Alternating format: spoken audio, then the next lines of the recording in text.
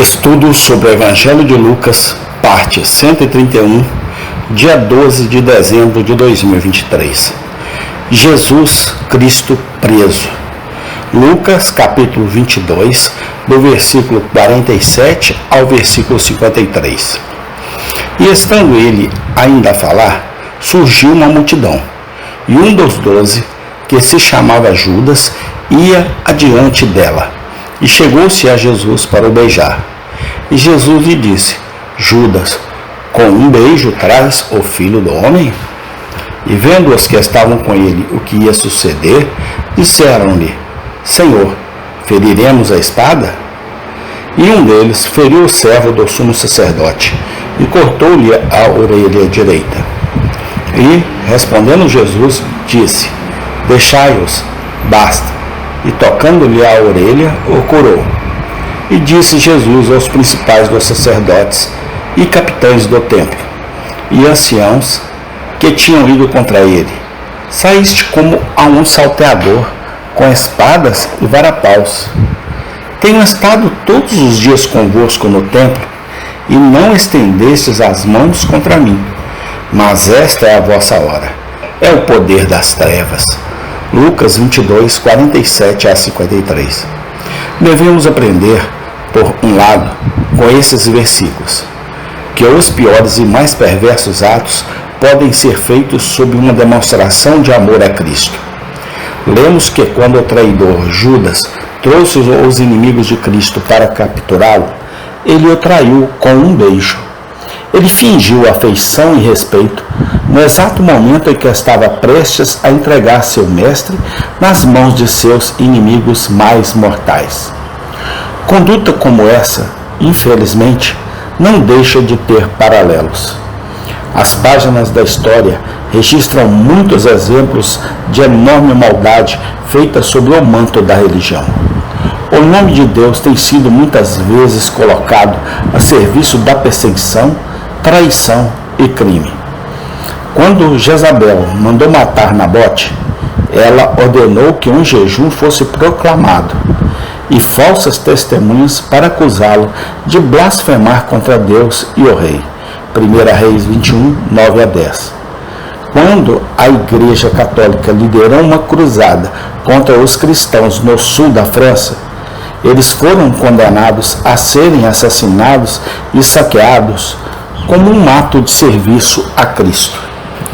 Quando a Inquisição espanhola torturou e queimou cristãos, eles justificaram seus atos abomináveis com uma profissão de zelo pela verdade de Deus.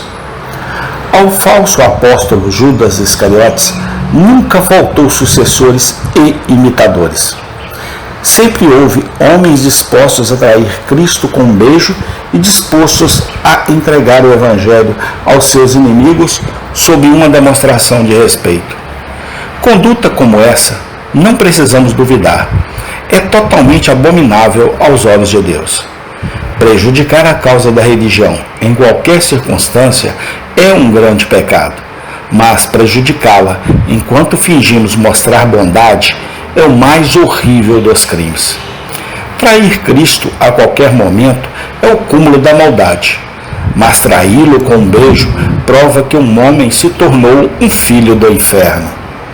Devemos aprender, por outro lado, com esses versículos, que é muito mais fácil lutar um pouco por Cristo do que suportar as dificuldades e ir para a prisão e morte por causa dele. Lemos que, quando os inimigos de nosso Senhor se aproximaram para capturá-lo, um de seus discípulos feriu o servo do sumo sacerdote e cortou-lhe a orelha direita. No entanto, o zelo daquele discípulo durou muito pouco. Sua coragem logo morreu. O medo do homem o dominou. Pouco a pouco, quando nosso Senhor foi levado como prisioneiro, ele foi levado sozinho. O discípulo, que estava tão pronto para lutar e ferir com a espada, na verdade, abandonou seu mestre e fugiu. A lição diante de nós é profundamente instrutiva. Sofrer pacientemente por Cristo é muito mais difícil do que trabalhar ativamente. Ficar quieto e suportar calmamente é muito mais difícil do que se mexer e participar da batalha. Cruzados sempre serão mais numerosos do que mártires. As graças passivas da religião são muito mais raras e preciosas do que as graças ativas. O trabalho para Cristo pode ser feito por muitos motivos espúrios: por excitação, por emulação, por espírito de festa ou por amor ao louvor. O sofrimento por Cristo raramente será suportado por qualquer motivo, exceto por um. Esse motivo é a graça de Deus. Faremos bem em lembrar essas coisas ao formar nossa estimativa da graça comparativa dos cristãos professos. Erramos muito se supusermos que aqueles que fazem trabalho público, pregam, falam, escrevem e enchem os olhos da igreja, são aqueles que são mais honrosos aos olhos de Deus.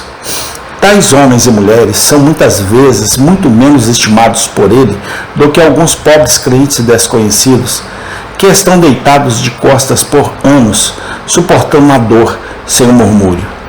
Seus esforços públicos talvez proverão finalmente ter trazido menos glória a Cristo do que a sua paciência, e ter feito menos bem do que as suas orações. O grande teste da graça é o sofrimento paciente.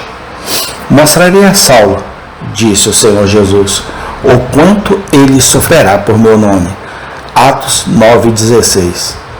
Pedro, podemos ter certeza, fez muito menos bem quando desembainhou sua espada e cortou a orelha de um homem do que quando se apresentou calmamente diante do conselho como prisioneiro e disse: não podemos, mas fale o que vimos e ouvimos. Atos 4:20. Devemos aprender, finalmente, com esses versículos, que o tempo durante o qual o mal pode triunfar é fixado e limitado por Deus. Lemos que nosso Senhor disse a seus inimigos quando eles o capturaram: mas esta é a sua hora, quando as trevas reinarem. A soberania de Deus sobre tudo o que se faz na terra é absoluta e completa. As mãos dos ímpios estão atadas até que Ele, Deus, permita que trabalhem. Eles não podem fazer nada sem sua permissão, mas isso não é tudo. As mãos dos ímpios não podem se mexer um momento antes que Deus permita que comecem, e não podem se mexer um momento depois que Deus ordena que parem. O pior dos instrumentos de Satanás está trabalhando acorrentado. O diabo não podia tocar na propriedade ou na pessoa de Jó, até que Deus o permitisse. Ele não pode impedir o retorno da prosperidade de Jó quando os desígnios de Deus sobre Jó foram cumpridos. Os inimigos de nosso Senhor não puderam capturá-lo e matá-lo até que chegasse a hora designada de sua fraqueza.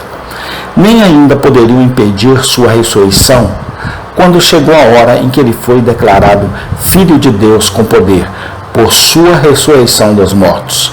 Romanos 1:4. Quando ele foi levado ao Calvário, era a hora deles. Quando ele ressuscitou vitorioso da sepultura, era a sua hora. Os versículos diante de nós lançam luz sobre a história dos crentes em eras passadas, desde o tempo dos apóstolos até os dias atuais. Muitas vezes eles foram severamente oprimidos e perseguidos, mas a mão de seus inimigos nunca teve permissão para prevalecer inteiramente. A hora de suas provações geralmente foi seguida por uma estação de luz. O triunfo de seus inimigos nunca foi total e completo. Eles tiveram sua hora, mas não tiveram mais. Após a perseguição de Estevão, veio uma conversão de Paulo. Após o martírio de John Hus, veio a reforma alemã. Após a perseguição por Bloody Mary, veio o estabelecimento do protestantismo inglês. A noite mais longa teve sua manhã. Os invernos mais rigorosos foram seguidos pela primavera. As tempestades mais pesadas foram seguidas pelo céu azul.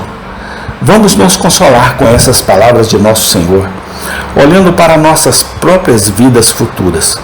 Se somos seguidores de Cristo, então teremos nossa hora de provação.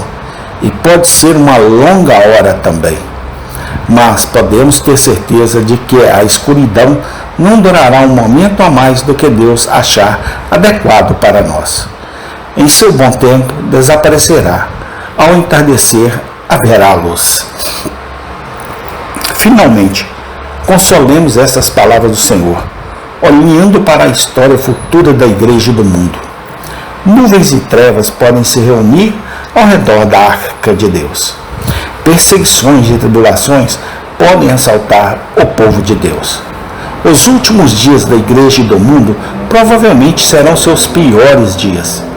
Mas a hora do julgamento, por mais dolorosa que seja, terá um fim. Mesmo na pior das hipóteses, podemos dizer com ousadia: a noite já passou e o dia está próximo. Romanos 13:12. Amém. Tem continuação. Obrigado, Senhor Jesus Cristo.